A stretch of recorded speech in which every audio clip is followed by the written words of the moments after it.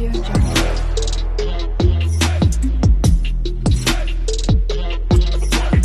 Audio Jungle.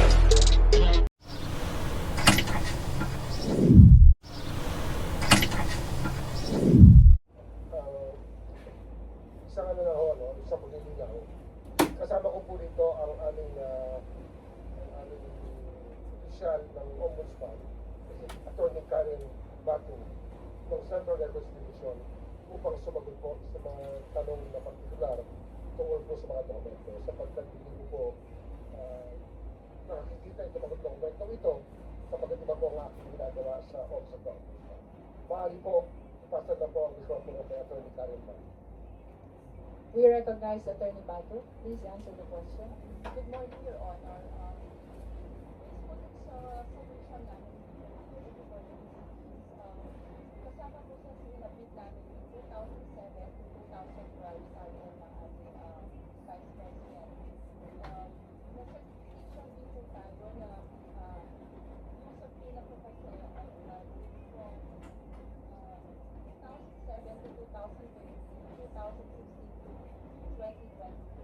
So, yung 2015 po, hindi po kasama sa mga sinasabihan sa Office of the Ombudsman. Ang kulang lang po sa mga sinabit namin. Attorney Bato, if I may interrupt, kindly speak closer to the microphone. Sorry po. Ulitin ko po, Your Honor, ang meron po kami sinabit 2007 to 2012. Yung pong mga SALN na yon came from our office of the area office from the Mindanao. Kasi sila po yung repository or custodian ng SALN during the time na Vice Mayor and Mayor po ng ating Vice President. So we requested pa po. So kasama po yun ngayon sa sinabit namin. Nandun po yung sa submission namin for the president. Okay, kasi meron lamang po ako dito is 2016 hanggang 2024.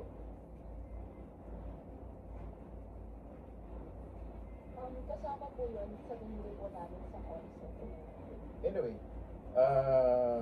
with that, siguro magsisimula na lang akong magtanong from 2016 to 2024 dahil yun lang ang meron akong record dito at hindi ko sa akin na ibigay ng If I may interrupt, Honorable Chua.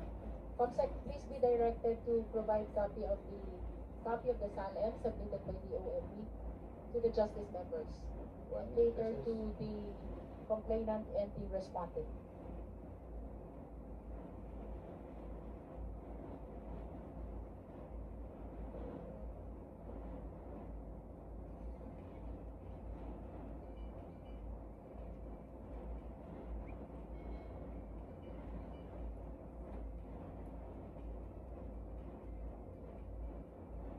I proceed now, Madam Chair. Proceed. Thank you, Madam Chair.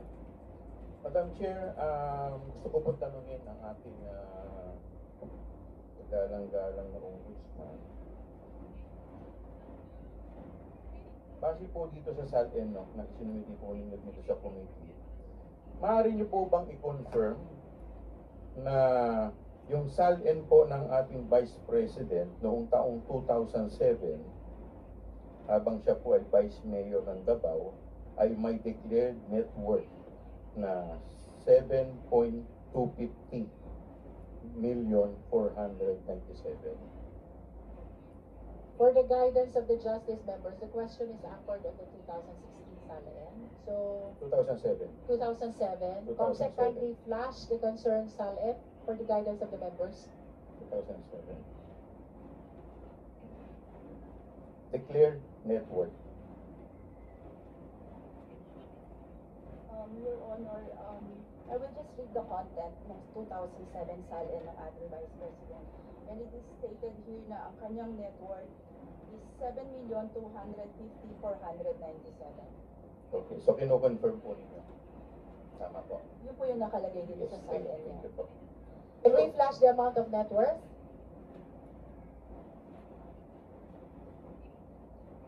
There. 7,250,000. Alright. So dito po sa 7,250,000 sa kanya pong SALN, magkano po yung kanyang dineklara na cash at saka cash deposit?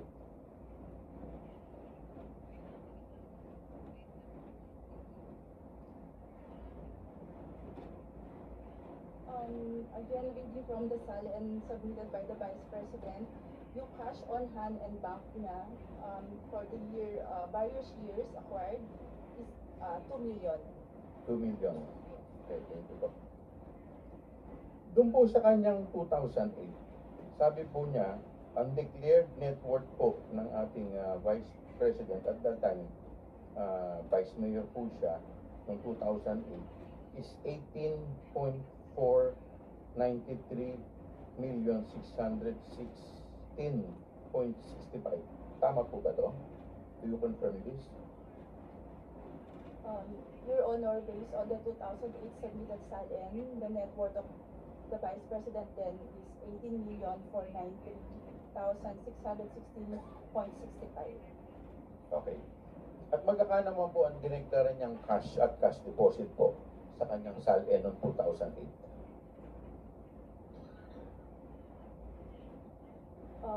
Ang declaration po niya dito sa kanyang 2008 SALN is 2 million din po, Your Honor. 2 million na cash. Salamat po.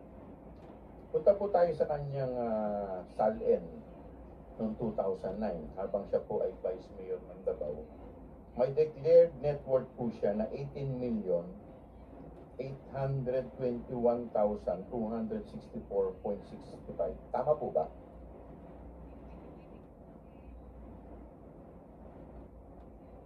Is flash 2009 SALN. Your Honor, again, reading from the 2009 submitted SALN of the Vice President, ang kanyang net worth then is 18,281,264.65. Ano ba? 18 million 281,264.65. at 281 dollars. Okay. At magkano naman po ang kanyang dineclare na cash at cash deposit po dito? Based on the submission of the Vice President, the cash on hand bank was 2,800,000 po. 2,800,000. Maraming salamat po.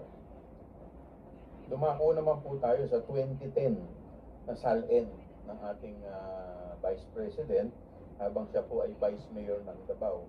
Meron po ditong nakadeclared na net worth na 16,242,886.65.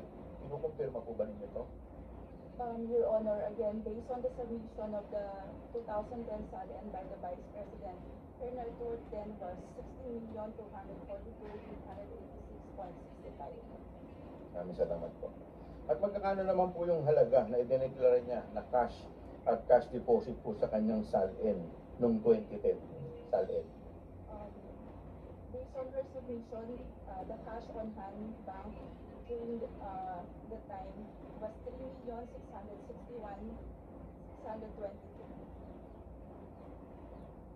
Okay, maraming salamat po. Dumako naman po tayo sa 2011 na SALN po ng ating Vice President habang siya po ay Vice Mayor ng Davao. May declared net worth po siya na 14,271,148.45. Kinukumpirma po ba ninyo ito?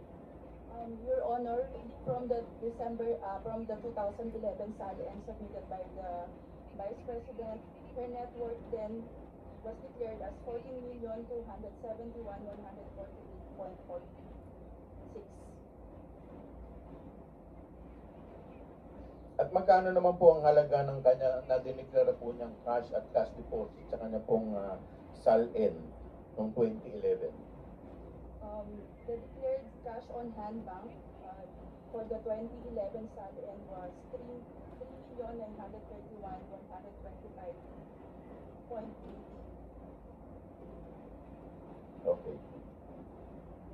Dumako naman po tayo sa kanyang 2012 na SALN habang siya po ay Vice Mayor ng Davao. Meron po siya ditong declared net worth na 22,116,101.93.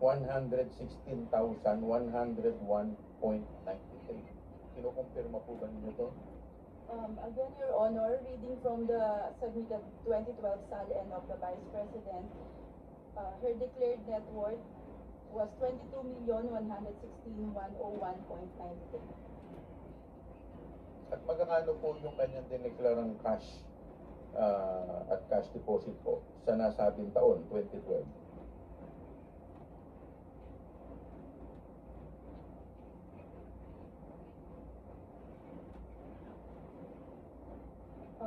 Your Honor, yung declared cash on hand bank niya for the 2012 SALN was 4,320,532. Okay, maraming salamat po. Pumunta naman po tayo sa kanyang 2016 SALN habang siya po ay alkalde po ng Davao. Dito po meron po siyang declared net worth nilang mag-asawa, no? 34,895,997. Ito po ba'y kinukumpirma ninyo?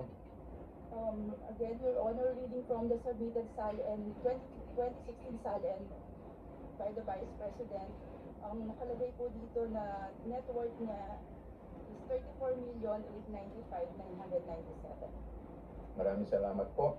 At magkakano naman po yung kanyang dineklara na cash at cash deposit sa kanyang 2016 SALN?